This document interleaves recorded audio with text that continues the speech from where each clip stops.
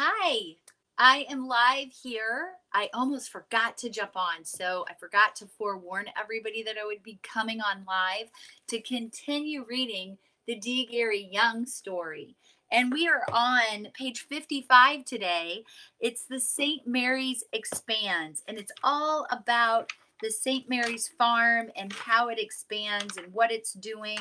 And I can't wait to share. We may not get through the whole thing with this one, but I want to get because is through as many as possible. There's a lot of fun pictures to share. So what I'm reading is the D. Gary Young, the world leader in essential oil story. And why, hey Christy, why I'm reading this story is because it proves the difference between Young Living and other essential oil companies.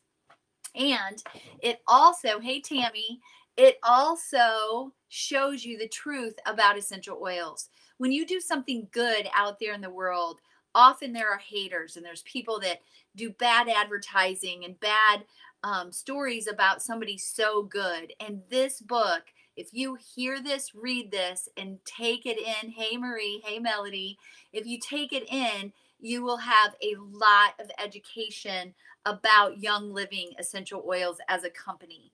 So it's all about farming.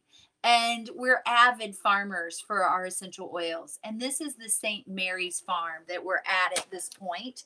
And it's called St. Mary's Expands. So you can see what it takes to get this all built and all done. And I'm just going to read to you, if you don't mind. The research farm. This is the research farm called So Many Questions. St. Mary's was like a research farm. Gary used all he had learned in France and all that he knew about soil from growing up and farming with his father, which added much to his research. But the plants, the soil, the temperature, and the climate were different for different plants. The French always distilled lavender the same way their families had distilled for years. They had it down to a science. Research and experimentation were not necessary, they thought. But Gary was always looking and wondering, what if? How? Why? He was constantly asking himself questions. What about a different steam injection system? Would this make a difference? Yes, his vortex spiral steam injection system did make a difference. What size cooker was best for what amount of plant material? What were the different needs of different plant materials? Was the distillation yield better when the material was whole, coarsely chopped, or finely chopped? What was the yield with branches and leaves together or separated? How long should the plant be left on the deck after cutting to cure? Should all plants be cured, and for how long, or distilled immediately after cutting? What was the needed temperature for different plants? How long should the plant be steamed, and at what temperature? The questions were ongoing, and even today, with the tremendous accomplishments at the farms and all that they have learned about the plants and the operation, questions continue to be asked. How can we make the planting, the harvesting, the distillation more efficient? Is there a better way? That is the nature of Gary Young, which is why he continues to make new discoveries that benefits all those in the essential oil world. That's what I love about him. How can people, thank you, Marie. I did not see your order come through, so I will look right after this. So here is the picture. Uh-oh, I don't have my other book open. Hold on, bear with me. Page 59. So this picture is in Gary's second generation of condensers, he changed the angle of 45 degrees so there would be a smoother flow to capture all the oil droplets. And then the bottom picture, more cookers were built as more crops were planted. After the swan neck was changed to a flex tube, it increased the amount of oil captured. Oftentimes, droplets were caught in sharp corners and any uneven edge, so the object was to make the flow as smooth as possible. So when the plant acreage increased, the need of more distillation capacity increased as well, besides the fact that it took so much time to clean the cookers after each distillation. The cookers were first steamed for an hour, and then soap was put in them and steamed for another 4 hours. Then they were rinsed and steamed again for another 2 hours. The water was then drained off, and the cookers were steamed again for another 2 hours. It made more sense to put in more cookers and designate different cookers for specific plants than to spend so much time cleaning the cookers.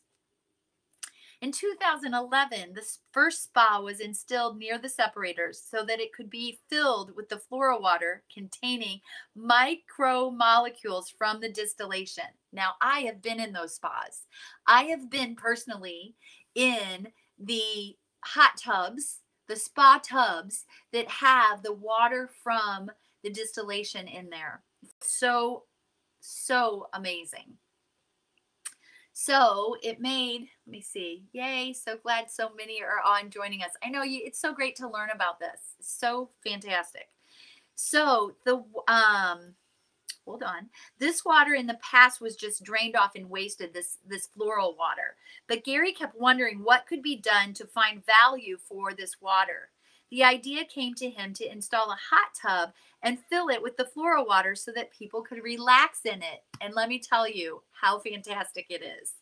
Since that time, everyone who sits in this floral water is thrilled with what they experience. Some say it gives them an ethereal feeling, others say it is rejuvenating and energizing, and still others feel a total renewing of their well-being.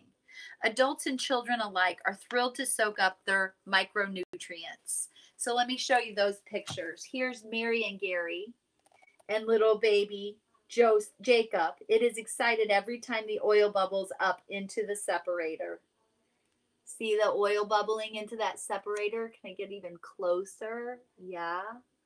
So cute. And there's my friend Jeffrey Lewis from New Jersey. Every cooker has to be steam cleaned, taking several hours before different plant material can be distilled. The original St. Mary's hot tub was inviting to Jeffrey, but usually people took off their shoes and hats before getting in the water. Yeah, fun. It is fun. That's Jeffrey Lewis, one of the leaders in Young Living. He's an awesome guy. Greenhouse research.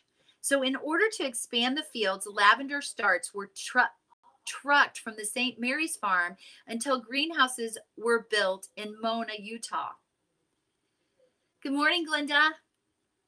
Although the St. Mary's greenhouse is quite small, a lot of research was conducted that provided valuable information about germination, foliage feed, and nutrients, transplanting, and the needs of new plants. In 1996, Gary began a research project in the St. Mary's greenhouse with enzymes in soil nourishment.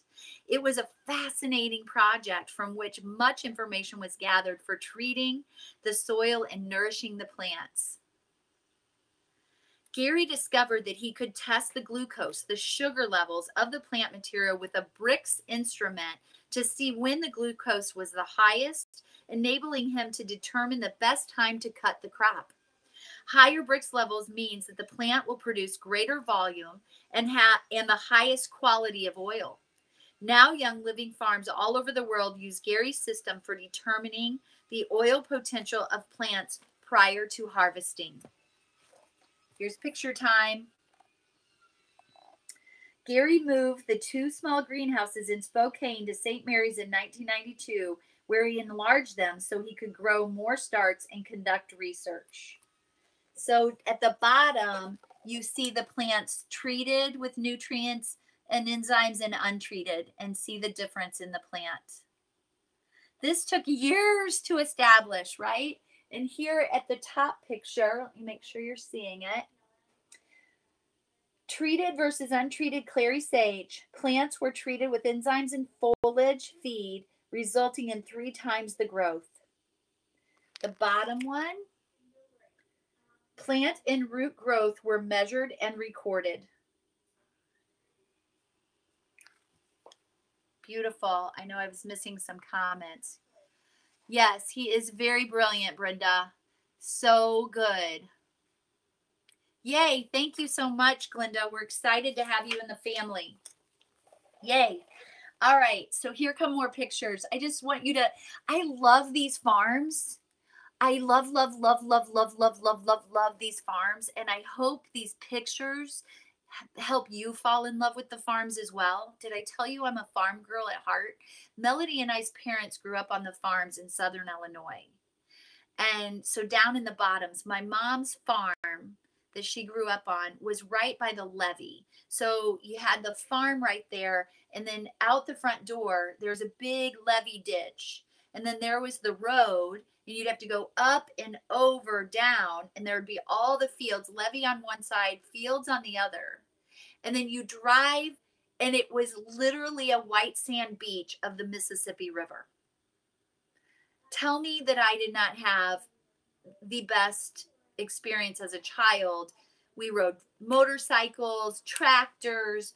Oh my gosh, it was just a beautiful place to be. Once a month, we went to visit. And then in the summers, I'd stay for a couple weeks to a month and can peaches and do the jams. And oh, did we love making and eating the really thin German coffee cakes. My grandparents were German. So it was just a beautiful experience. And my mom and dad being farmers when they were young, and then us visiting all the time, I really just have this heart for this farming. So hope these pictures help us love it even more and get to see it. The first little garden in St. Mary's was in front of the area where the lodge was eventually built. The first lodge, built in 1999, felt roomy, but the more members coming to the harvest, it began to feel cramped.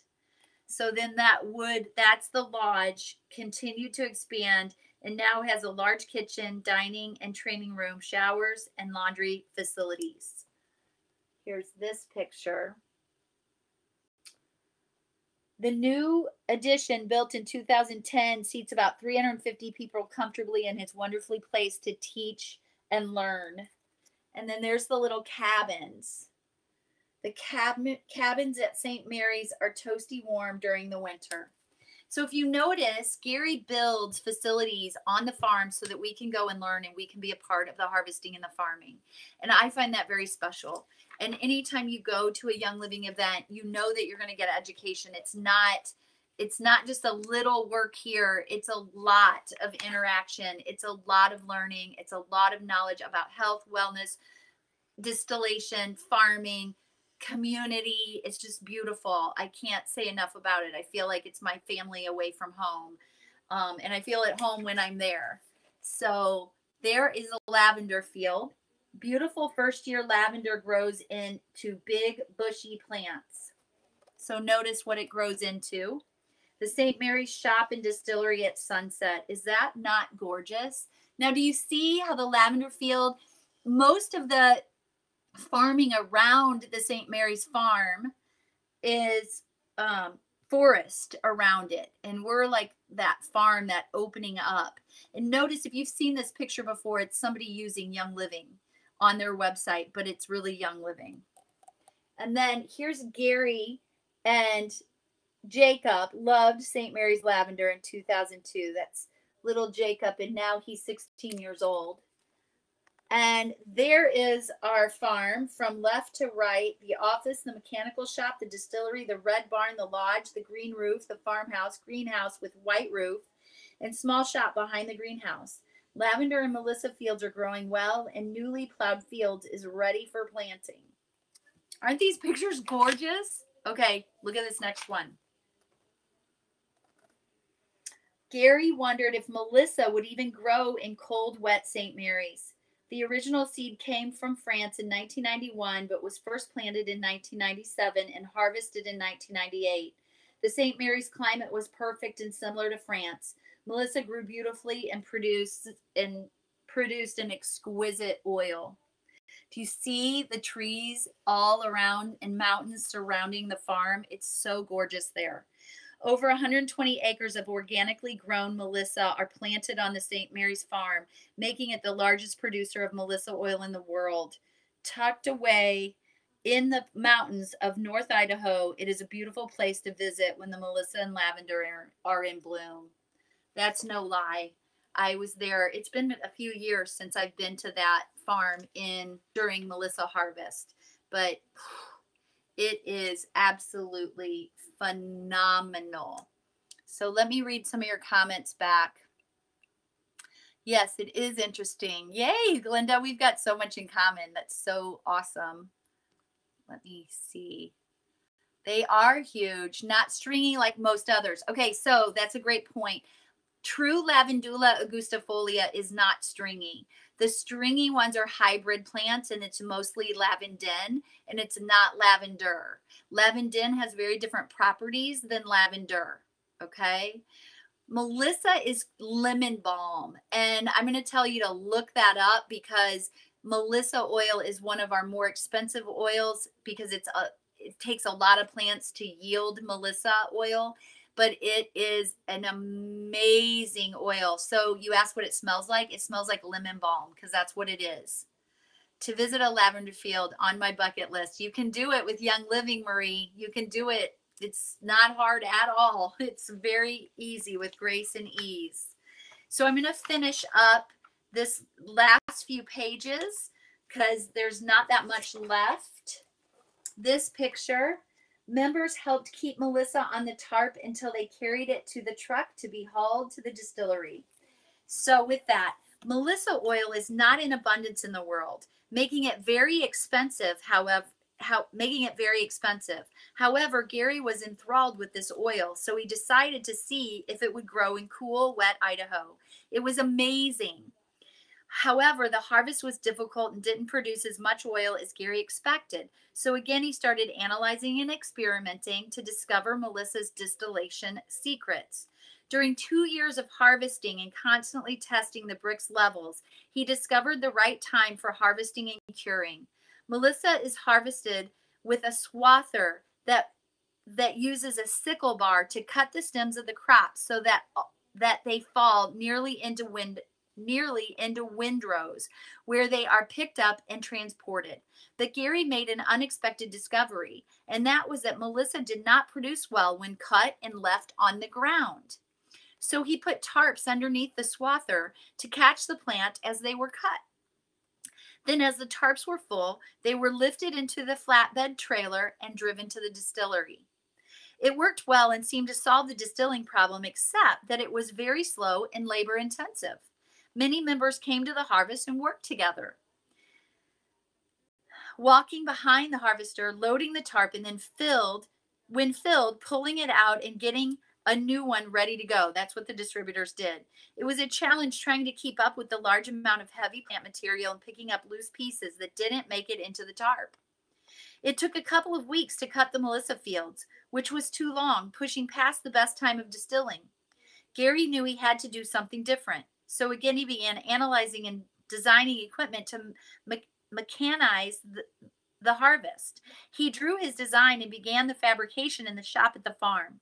He and several others worked on it during the summer, but didn't finish it in time for harvest, besides the fact that Gary broke his hand during fabrication. Yes, Gary worked so hard, things happened to him in his life. Gary designed the conveyor to work with the harvesters so that as Melissa was cut, it would go directly into the truck rather than being left on the ground. The harvest went from needing 18 people to 3 and reduced the harvest time from 14 days to 4.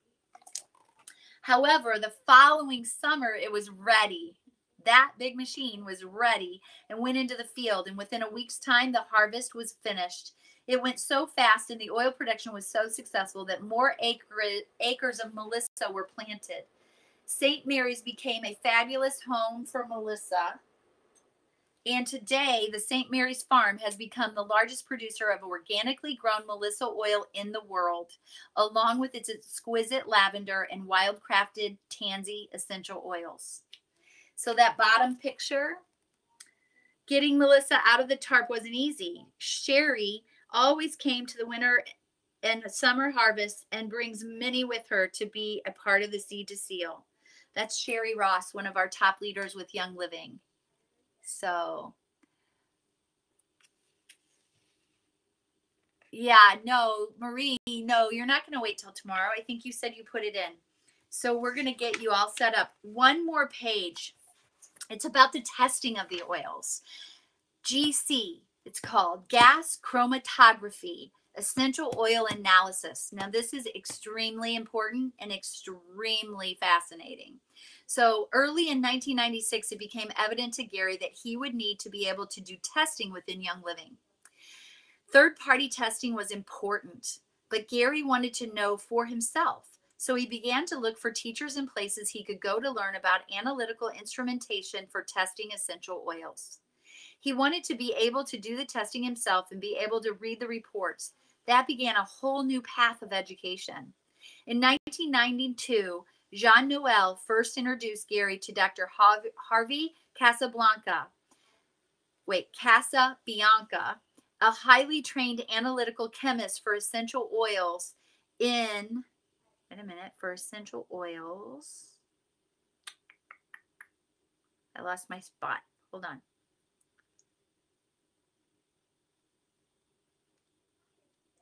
Dr. Casabianca is well known in the industry and helped write the French AFNOR standard for essential oils. He became a mentor for Gary and taught him about how to do the testing and how to interpret the analysis. This opened Gary's eyes to yet another facet of essential oils.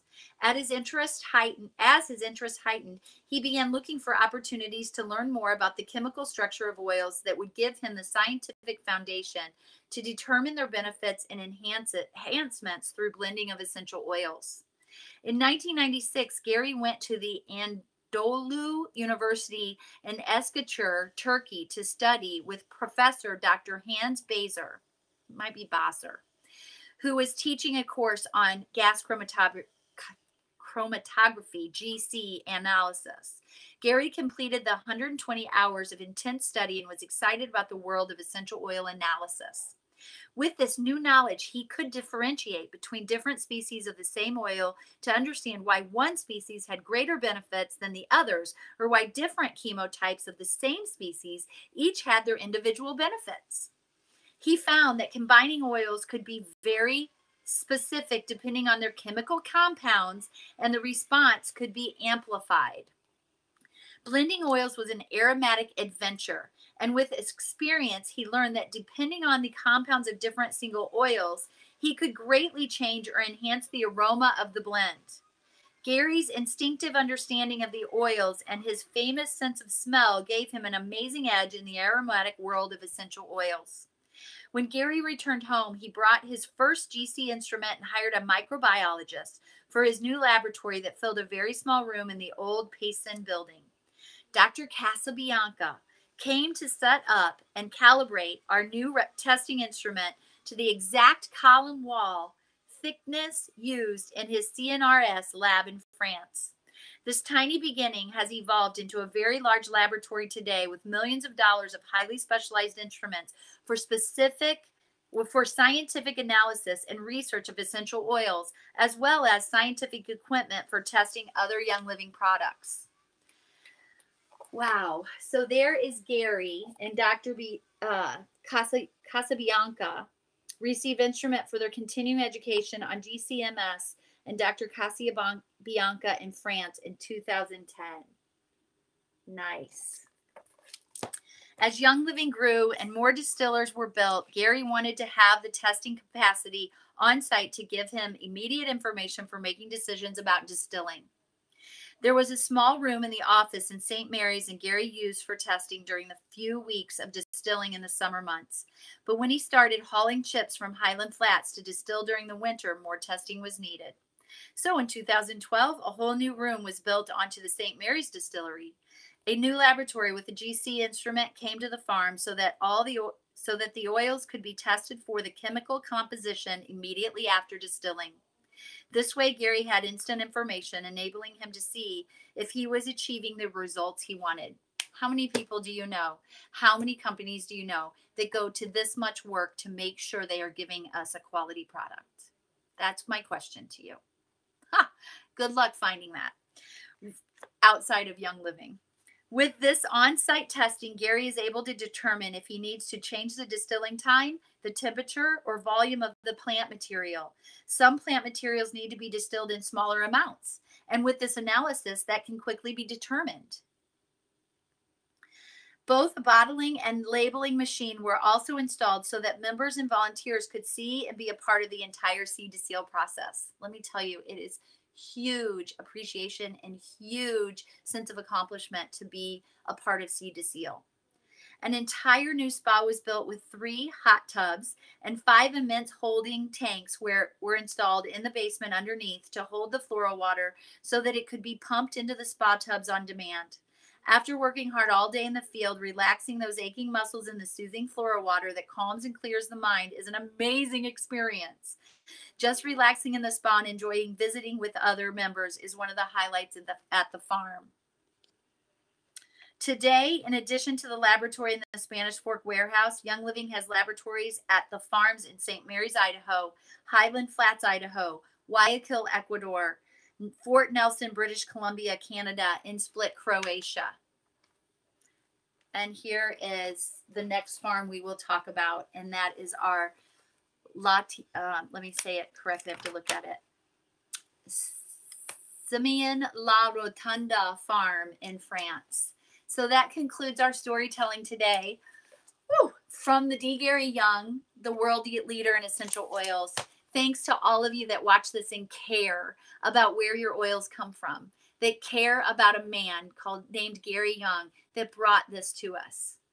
Thank you for being a part of my oil team if you are. Thank you if you're a part of the bigger Young Living family.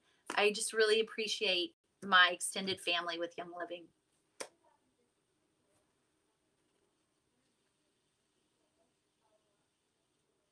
I better say goodbye to you guys. I all of a sudden thought,